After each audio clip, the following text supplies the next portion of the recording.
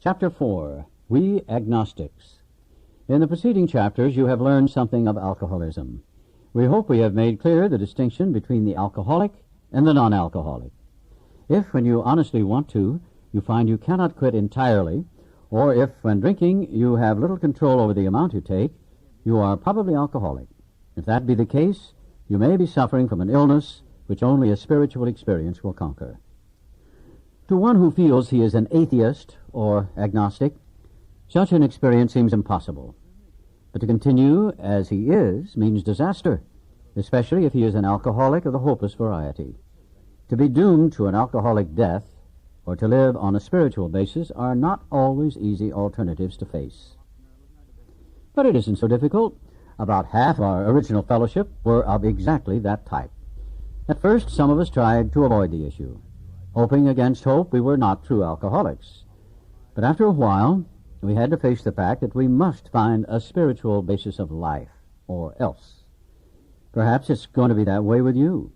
But cheer up. Something like half of us thought we were atheists or agnostics. Our experience shows that you need not be disconcerted.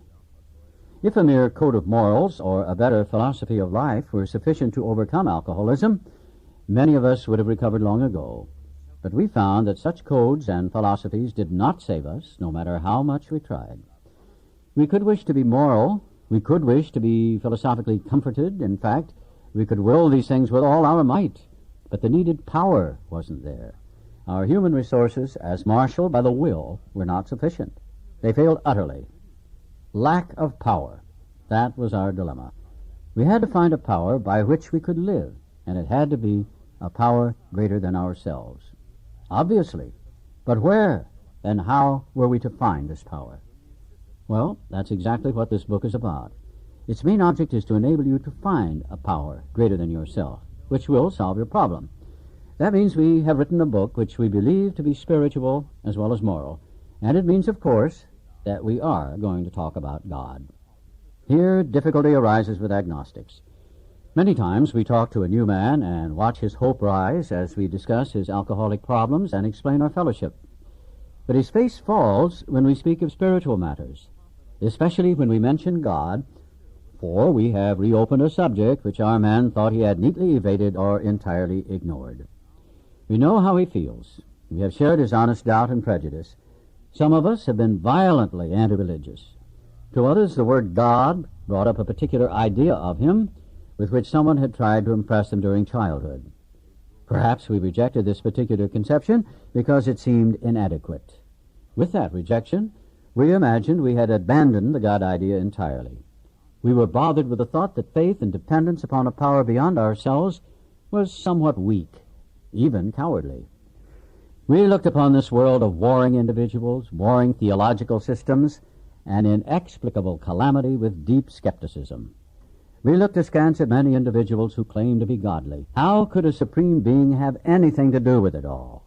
And who could comprehend a supreme being anyhow? Yet in other moments we found ourselves thinking, when enchanted by a starlit night, who then made all this? There was a feeling of awe and wonder, but it was fleeting and soon lost. Yes, we of agnostic temperament have had these thoughts and experiences. Let us make haste to reassure you. We found that as soon as we were able to lay aside prejudice and express even a willingness to believe in a power greater than ourselves, we commenced to get results, even though it was impossible for any of us to fully define or comprehend that power, which is God.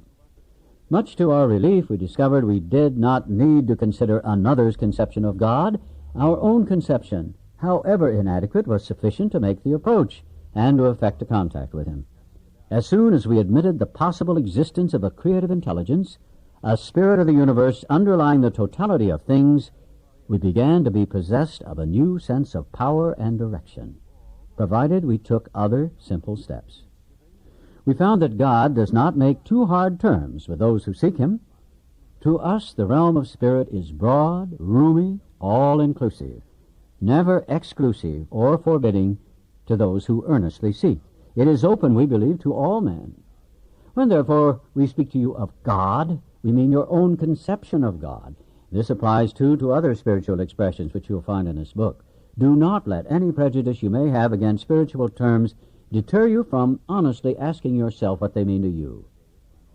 At the start, this was all we needed to commence spiritual growth, to effect our first conscious relation with God as we understood Him. Afterward, we found ourselves accepting many things which then seemed entirely out of reach. That was growth. But if we wished to grow, we had to begin somewhere. So we used our own conception, however limited it was. We needed to ask ourselves but one short question. Do I now believe, or am I even willing to believe that there is a power greater than myself? As soon as a man can say that he does believe, or is willing to believe, we emphatically assure him that he is on his way. It has been repeatedly proven among us that upon this simple cornerstone, a wonderfully effective spiritual structure can be built. That was great news to us, for we had assumed we could not make use of spiritual principles unless we accepted many things on faith, which seemed difficult to believe.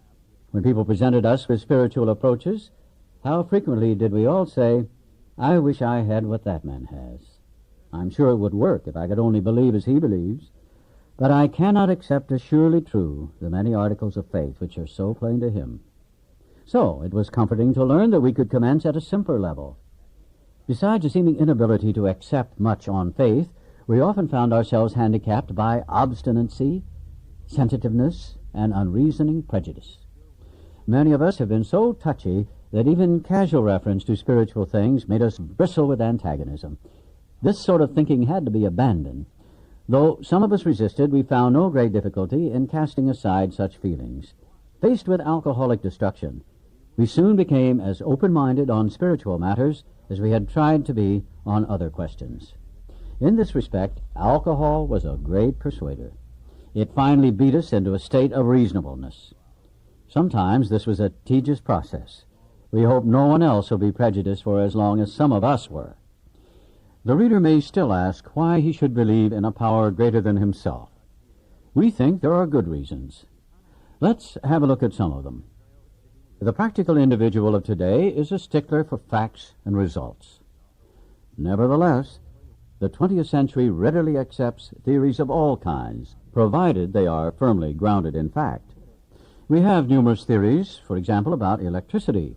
Everybody believes them without a murmur of doubt. Why this ready acceptance? Simply because it is impossible to explain what we see, feel, direct, and use without a reasonable assumption as a starting point.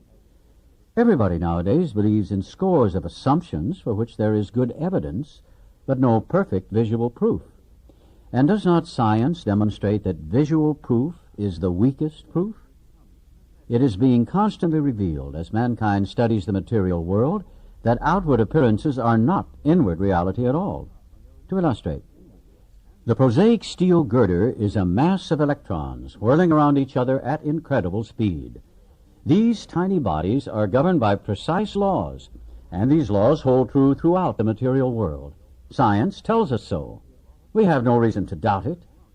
When, however, the perfectly logical assumption is suggested that underneath the material world and life as we see it, there is an all-powerful, guiding, creative intelligence, right there our perverse streak comes to the surface, and we laboriously set out to convince ourselves it isn't so. We read wordy books and indulge in windy arguments, thinking we believe this universe needs no God to explain it.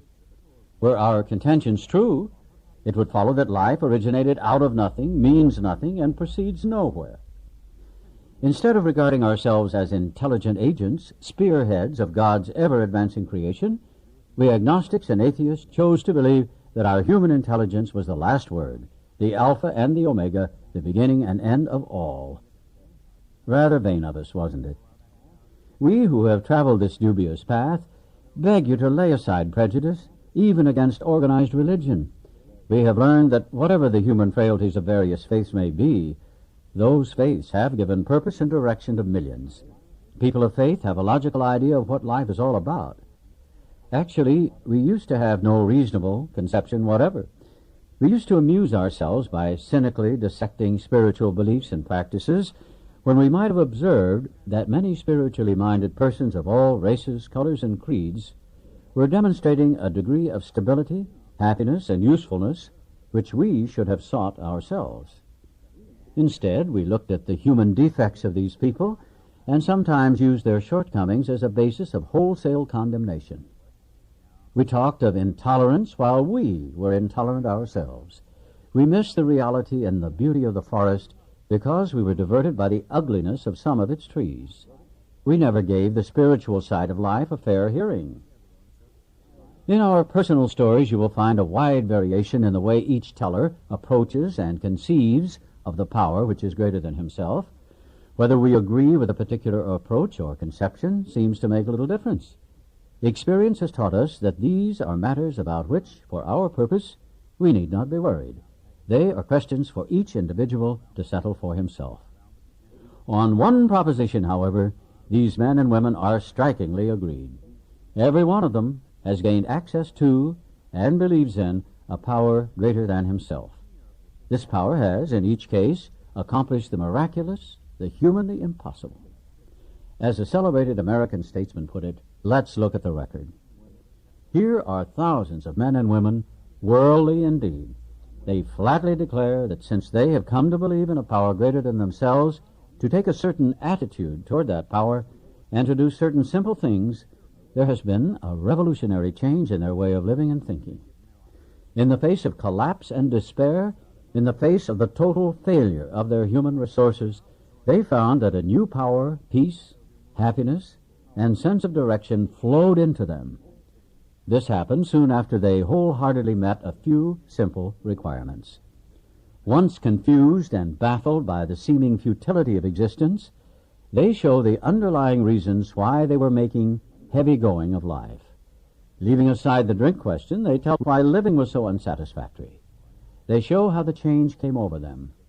When many hundreds of people are able to say that the consciousness of the presence of God is today the most important fact of their lives, they present a powerful reason why one should have faith. This world of ours has made more material progress in the last century than in all the millenniums which went before. Almost everyone knows the reason. Students of ancient history tell us that the intellect of men in those days was equal to the best of today. Yet, in ancient times, material progress was painfully slow. The spirit of modern scientific inquiry, research, and invention was almost unknown. In the realm of the material, men's minds were fettered by superstition, tradition, and all sorts of fixed ideas. Some of the contemporaries of Columbus thought a round earth preposterous. Others came near putting Galileo to death for his astronomical heresies.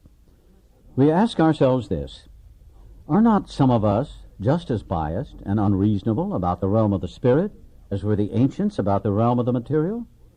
Even in the present century, American newspapers were afraid to print an account of the Wright brothers' first successful flight at Kitty Hawk. Had not all efforts at flight failed before? Did not Professor Langley's flying machine go to the bottom of the Potomac River? Was it not true that the best mathematical minds had proved man could never fly? Had not people said God had reserved this privilege to the birds? Only 30 years later, the conquest of the air was almost an old story, and airplane travel was in full swing. But in most fields, our generation has witnessed complete liberation of our thinking. Show any longshoreman a Sunday supplement describing a proposal to explore the moon by means of a rocket, and he will say, "I bet they do it. Maybe not so long, either." Is not our age characterized by the ease with which we discard old ideas for new, by the complete readiness with which we throw away the theory or gadget which does not work for something new which does? We had to ask ourselves why we shouldn't apply to our human problems the same readiness to change our point of view. We were having trouble with personal relationships. We couldn't control our emotional natures. We were a prey to misery and depression. We couldn't make a living. We had a feeling of uselessness. We were full of fear. We were unhappy. We couldn't seem to be a real help to other people. Was not a basic solution of these bedevilments more important than whether we should see newsreels of lunar flight? Of course it was. When we saw others solve their problems by a simple reliance upon the spirit of the universe, we had to stop doubting the power of God. Our ideas did not work, but the God idea did. The Wright brothers' almost childish faith that they could build a machine which would fly was the mainspring of their accomplishment. Without that, nothing could have happened. We agnostics and atheists were sticking to the idea that self-sufficiency would solve our problems. When others showed us that God's sufficiency worked with them, we began to feel like those who had insisted the Wrights would never fly. Logic is great stuff. We liked it. We still like it. It is not by chance we were given the power to reason, to examine the evidence of our senses, and to draw conclusions. That is one of man's magnificent attributes. We agnostically inclined would not feel satisfied with a proposal which does not lend itself to reasonable approach and interpretation. Hence, we are at pains to tell why we think our present faith is reasonable, why we think it more sane and logical to believe than not to believe, why we say our former thinking was soft and mushy when we threw up our hands in doubt and said, "We don't know." When we became alcoholics, crushed by a self-imposed crisis we could not postpone or evade, we had to fearlessly face the proposition that either God is everything or else he is nothing. God either is or he isn't. What was our choice to be? Arrived at this point, we were squarely confronted with the question of faith. We couldn't duck the issue. Some of us had already walked far over the bridge of reason toward the desired shore of faith. The outlines and the promise of the new land had brought luster to tired eyes and fresh courage to flagging spirits. Friendly hands had stretched out in welcome. We were grateful that reason had brought us so far, but somehow we couldn't quite step ashore. Perhaps we had been leaning too heavily on reason, that last mile, and we did not like to lose our support. That was natural, but let us think a little more closely. Without knowing it, had we not been brought to where we stood by a certain kind of faith? For did we not believe in our own reasoning? Did we not have confidence in our ability to think? What was that but a sort of faith? Yes, we had been faithful, abjectly faithful to the God of reason. So, in one way or another, we discovered that faith had been involved all the time. We found, too, that we had been worshippers. What a state of mental gooseflesh that used to bring on. Had we not variously worshipped people, sentiment, things, money, and ourselves? And then, with a better motive, had we not worshipfully beheld a sunset, the sea, or a flower? Who of us had not loved something or somebody? How much did these feelings, these loves, these worships have to do with pure reason? Little or nothing, we saw at last. Were not these things the tissue out of which our lives were constructed? Did not these feelings, after all, determine the course of our existence? It was impossible to say we had no capacity for faith or love or worship. In one form or another, we had been living by faith and little else. Imagine life without faith. Were nothing left but pure reason, it wouldn't be life. But we believed in life. Of course we did. We could not prove life in the sense that you can prove a straight line as the shortest distance between 2 points, and yet there it was. Could we still say the whole thing was nothing but a mass of electrons, created out of nothing, meaning nothing, whirling on to a destiny of nothingness? Of course we couldn't. The electrons themselves seemed more intelligent than that. At least, so the chemist said. Hence we saw that reason isn't everything. Neither is reason, as most of us use it, entirely dependable, though it emanate from our best minds. What about people who proved that man could never fly? Yet we had been seeing another kind of flight, a spiritual liberation from this world.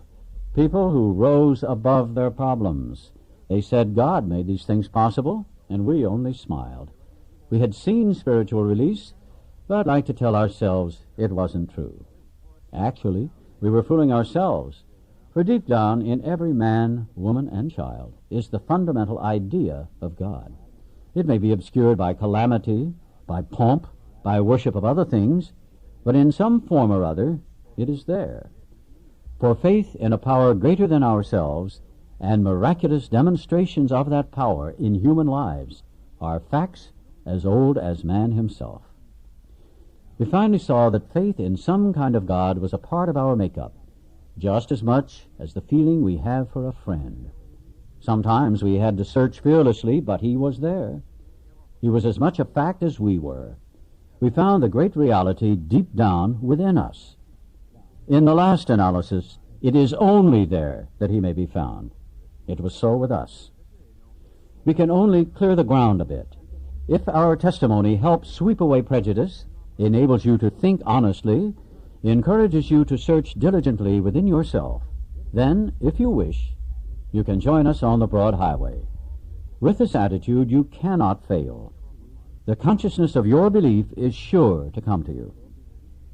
In this book, you will read the experience of a man who thought he was an atheist. His story is so interesting that some of it should be told now. His change of heart was dramatic, convincing, and moving. Our friend was a minister's son. He attended church school, where he became rebellious at what he thought an overdose of religious education. For years thereafter, he was dogged by trouble and frustration. Business failure, insanity, fatal illness, suicide. These calamities in his immediate family embittered and depressed him. Post-war disillusionment, ever more serious alcoholism, impending mental and physical collapse brought him to the point of self-destruction. One night, when confined in a hospital, he was approached by an alcoholic who had known a spiritual experience. Our friend's gorge rose as he bitterly cried out, "If there is a God, he certainly hasn't done anything for me." But later, alone in his room, he asked himself this question: is it possible that all the religious people I have known are wrong? While pondering the answer, he felt as though he lived in hell. Then, like a thunderbolt, a great thought came. It crowded out all else. Who are you to say there is no God? This man recounts that he tumbled out of bed to his knees. In a few seconds he was overwhelmed by a conviction of the presence of God. It poured over and through him with the certainty and majesty of a great tide at flood. The barriers he had built through the years were swept away. He stood in the presence of infinite power and love. He had stepped from bridge to shore. For the first time, he lived in conscious companionship with his Creator. Thus was our friend's cornerstone fixed in place. No later vicissitude has shaken it. His alcoholic problem was taken away. That very night, years ago, it disappeared.